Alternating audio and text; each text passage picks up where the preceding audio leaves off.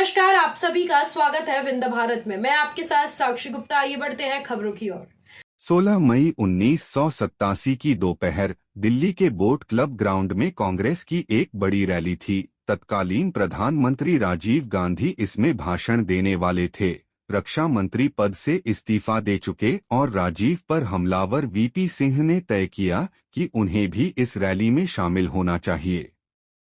चिलचिलाती धूप में सिर पर गमछा लपेटे पसीने से तरबतर वीपी सिंह सबसे आगे की पंक्ति में जा बैठे। कुछ दिन पहले ही वीपी की मां का निधन हुआ था और उन्होंने सिर मुंडवाया था।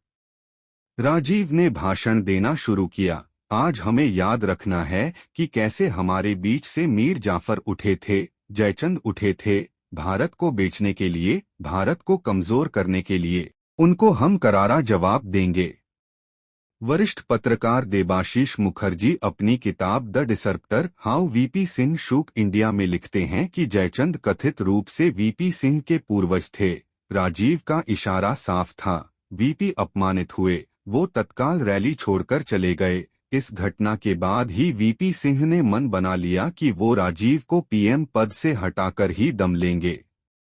राजीव बोफोर्स कांड में घिरे। वीपी सिंह को मिला चुनावी मुद्दा। 18 मार्च 1986 को भारत सरकार और स्वीडन में हथियार बनाने वाली कंपनी एबी बोफोर्स के बीच 1437 करोड़ रुपए की डील हुई। इसके जरिए इंडियन आर्मी को 155 mm की 400 होवित्जर तोप सप्लाई की जानी थी। इसके एक साल बाद 16 अप्रैल 1987 को एक स्वीडिश रेडियो चैनल ने आरोप लगाया कि इस डील के लिए भारत के नेताओं और सैन्य अधिकारियों को कंपनी ने रिश्वत दी थी। इसके पहले तत्कालीन रक्षा मंत्री वीपी सिंह ने राजीव की सहमति के बिना एक दूसरे रक्षा सौदे में जांच शुरू करवा दी थी। देबाशीष मुखर्जी लिखते हैं, वीपी को जानकारी मिली थी कि HDW सबमरीन सौदे में गड़बड़ी हुई है। वीपी ने तत्कालीन रक्षा सचिव को बुलाकर इस डील की जांच करने को कहा। जब ये बात बाहर आई तो राजीव नाराज हुए। कांग्रेस के अंदर ही वीपी के खिलाफ बातें होने लगीं और पार्टी के सांसद खुलकर उनका विरोध करने लगे। इसके चलते वीपी ने 12 अप्रैल 1987 को रक्षा मंत्री के पद से इस्तीफा दे दिया। 4 दिन बाद बोफोर्स कांड का भी मुद्दा गर्म हो गया और वीपी मुखर होकर राजीव गांधी पर निशाना साधने लगे। इसके चलते उन्हें कांग्रेस से निकाल दिया गया और वीपी ने जन मोर्चा नाम से अपनी पार्टी बना ली। 1988 में जन मोर्चा का विलय जनता दल में हो गया। वीपी ने बोफोर्स कांड के दम पर 1989 का चुनाव लड़ा और हर नागरिक को इस भ्रष्टाचार के बारे में बताने के लिए पूरा कैंपेन चलाया। वीपी ने नारा दिया, राजा नहीं फकीर है, देश की तकदीर है। कागज निकाल, वीपी बोले, राजीव के स्विस बैंक का अकाउंट नंबर मेरे पास। वरिष्ठ पत्रकार रशीद किदवई बताते हैं कि वीपी सिंह अपने चुनाव प्रचार के दौरान एक कागज जेब में लेकर चलते थे। वो भाषण देते हुए कहते कि मेरे पास स्विस बैंक का वो अकाउंट नंबर है जिसमें बोफोर्स घोटाले के पैसे जमा हैं। 3 नवंबर 1988 को पटना में एक चुनावी रैली में वीपी सिंह ने राजीव गांधी के स्विस बैंक के खुफिया खाते का राज खोलने का दावा किया।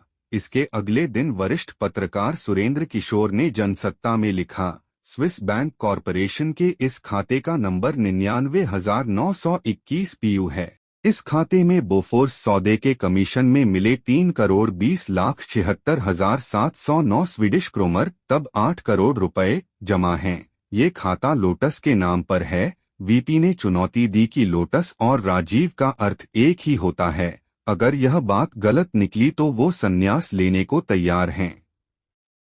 हालांकि 17 दिसंबर 1988 को इकोनॉमिक एंड पॉलिटिकल वीकली में लेखक Bhabani Sen Gupta from Bofors to Bofortis नामक आर्टिकल में लिखते हैं, 2010 नवंबर 1988 को वीपी संसद में नई संसदीय कमेटी बनाकर बोफोर्स कांड की जांच कराने की मांग करते हैं, लेकिन राजीव गांधी के स्विस अकाउंट की जानकारी को लेकर एक भी शब्द नहीं बोलते हैं, क्योंकि उन्हें मालूम था कि वो इस दावे को साबित नहीं कर पाएंगे।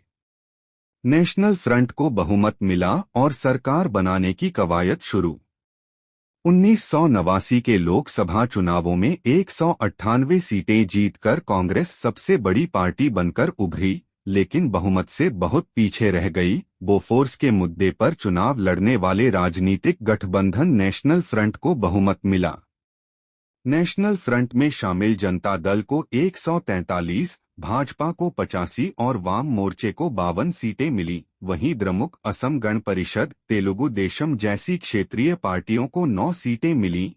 इन सीटों का जोड़ 289 होता है, जो बहुमत के जादुई आंकड़े से 17 ज्यादा था।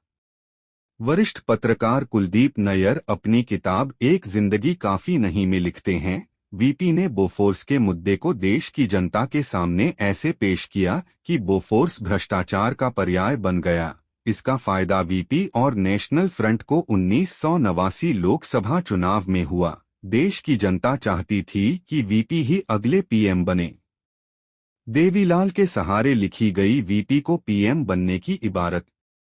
बहुमत मिलने के बाद भी 3 दिनों तक संसदीय दल की बैठक टलती रही। 30 नवंबर 1989 को चंद्रशेखर अपने आवास 3 साउथ एवेन्यू लेन पर नंबूदरीपाद, ज्योति बसु और अटल बिहारी वाजपेयी से चर्चा कर रहे थे।